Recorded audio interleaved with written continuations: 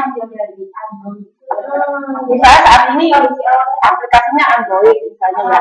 Satu kedepannya mungkin aja penemunya itu menemukan aplikasi yang baru ya. Tapi ada tapi namanya yang lain misalnya. Android sekarang udah sampai Android berapa? Ya, jelly, habis gitu sandwich, es krim kan tingkatan jenis. Tingkatannya kan juga itu. Yang pertama misalnya awalnya jadi bean 2,2 itu kan gingerbread. Habis itu dari 3 gitu. Nah, berubah sekarang udah jadi bean yang 4,2 atau 4,2. Nah, seperti itu kan.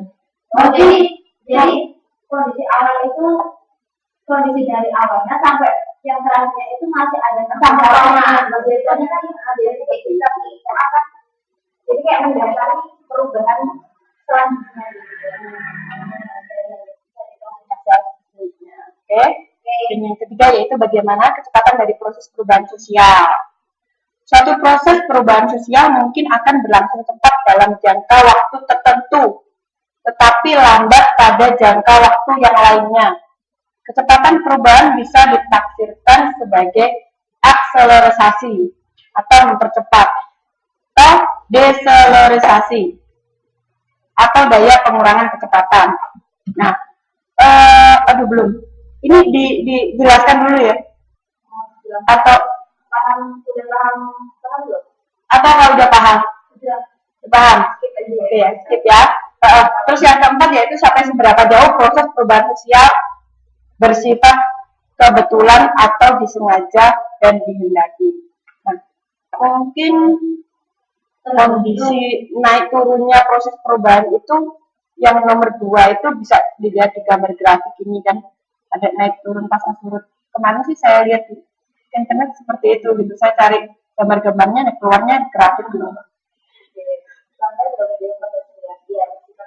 Jadi seberapa jauh perubahan sosial itu, apakah emang ada sepakat yang itu benar-benar sengaja ayo berubah atau itu cuma kebetulan karena misalnya kita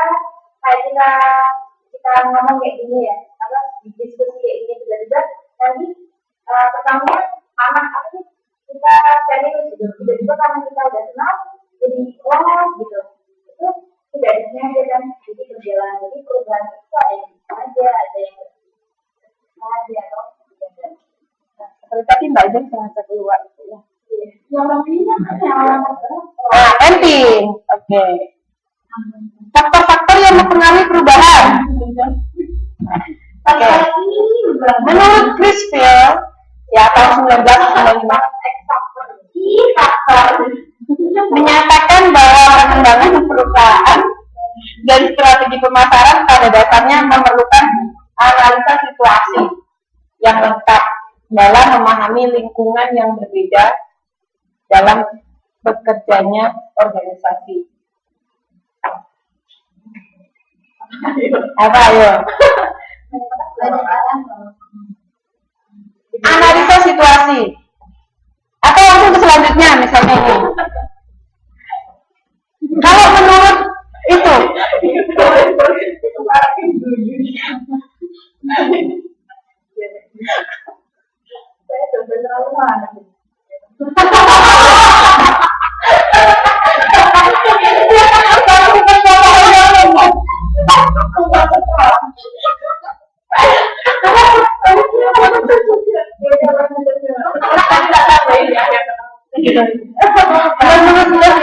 itu tahun 1989 perlu mengerahkan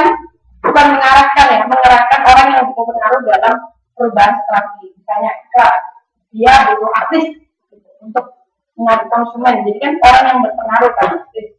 Atau misalnya Ilkom mengeluarkan Mbak Zen supaya Ilkom ini terkenal gitu. Apa jadi suatu daerah mengeluarkan ikonnya.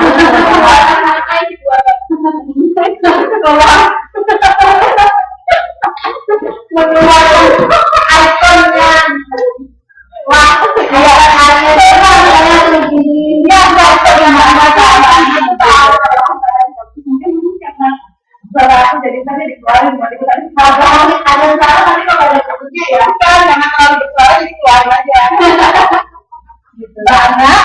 Oh iya. Lanjut ya. Oke. Hasil ujian hari ini juga Kosong ya. Sudah selesai. Sampai jumpa. Strategi pemasaran dalam komunikasi pemasaran. Menurut Michael, esensi perumusan strategi adalah untuk menghadapi desakan persaingan. Misalnya, desakan persaingan ya. Dengan kata desakan persaingan itu berarti persaingan antara sesama pesaing gitu, persaingan. Misalnya Mbak Jen, oh ada siapa, misalnya cowok cakep gitu.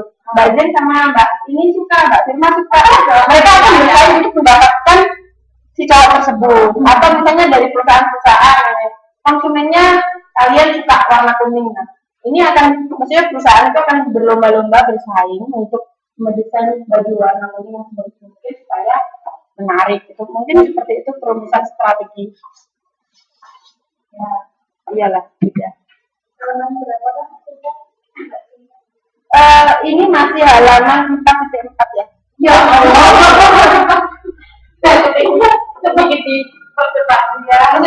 Oke, kalau seperti ini dibaca sendiri ya karena ada ulasannya. Saya cuma menyampaikan contoh-contoh sendiri aja. Oke, langsung. Menurut Chrisfield lagi ya, Chrisfield ini tokoh yang sangat berpengaruh di komunikasi pemasaran. Faktor strategi sangat penting untuk pertimbangan dalam pengembangan strategi komunikasi dengan pemikiran. 1. Dapat menjelaskan peran komunikasi dalam konteks strategi dan rencana pemasaran tertentu. Yaitu tadi strategi, kita bisa menjelaskan bagaimana strategi yang harus kita hadapi. Yang kedua yaitu dapat mencegah duplikasi dan kebingungan di antara hal-hal yang dilibatkan dalam pengembangan dan menetapkan strategi komunikasi. Langsung. Ya, oke. itu dari yang kita bicarain di awal. Juga lagi jadi ya tujuannya penulis biar teman-teman masih mengingat-ingat lagi. Jadi kita flashback nostalgia. 3. Dapat menjadi landasan strategi komunikasi. Yaitu dapat memberi dasar, tujuan, pengertian tentang evaluasi keberhasilan kampanye. Sudah berhasil belum strateginya tadi? Mungkin seperti itu. Kalau yang kampanye yang berlaku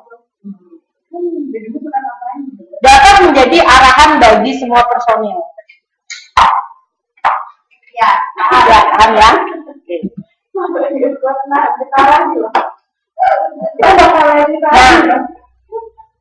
Inilah yang dinamakan strategi. Yang satu, dia strategi untuk mencapai tujuan yang sama. Kan hasilnya sama kan, hampir sama ya. Tapi bagaimana mereka strateginya ada yang dari atas, ada yang langsung dari bawah, atau dari sini aja lebih cepat. Nah, itulah yang dinamakan strategi. Oke, konsep strategi. Tadi itu apa? Selesai. Itu belum. Strategi berasal dari bahasa Yunani yang tadi saya bicarakan, yaitu strategia, berarti seni atau ilmu menjadi seorang jenderal. Nah, untuk menjadi jenderal kan dibutuhkan orang yang hebat dalam strategi perang, gitu ya. Nah, itulah yang dimaksud dengan strategi. Lanjut langsung.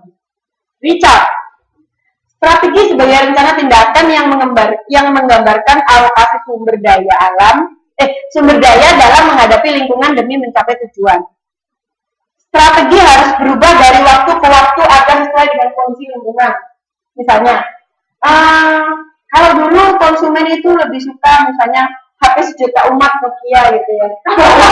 Aplikasinya ini, ada aplikasinya ini. Nah, jadi bukan berarti Nokia akan menciptakan satu produk itu saja, karena bagaimanapun Nokia akan ada pesaingnya ya, seperti HTC, Samsung. Jadi kalau dia tetap menggunakan itu tadi aplikasinya itu yang seperti itu yang cuma biasa itu ya, dia akan ketinggalan. Jadi dia harus strateginya itu berubah dari waktu ke waktu. Kalau misalnya Samsung dia punya Android gitu ya, nah Nokia punya apa? Dia punya Lumia seperti itu, Windows 8 seperti itu. Oke. Divin, ini masih seputar strategi supaya kita bisa berstrategi ke depannya lagi. Ya, strategi untuk menghadapi ruangan bersama ya.